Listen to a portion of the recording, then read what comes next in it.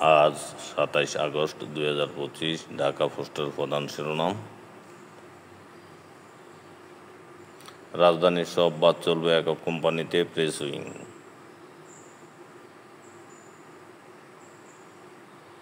পারিবারিক বন্ধন ও সম্পর্ক, ফারহানা মান্নান।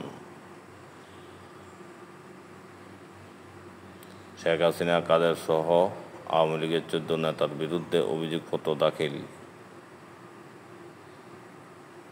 জেনেভা ক্যাম্পে যৌথ বাহিনীর বিশেষ অভিযান, অস্ত্র মাদক সহ গ্রেপ্তার ১১।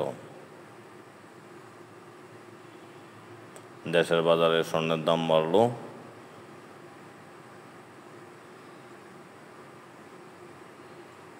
নতুন কর্মসূচি ঘোষণা দিয়ে শাহবাগ ছাড়লেন বুয়েটের শিক্ষার্থীরা। ফ্রিজের কম্প্রেসর অক্ষত, স্থানীয়দের দাবি আগুন গ্যাস থেকেই।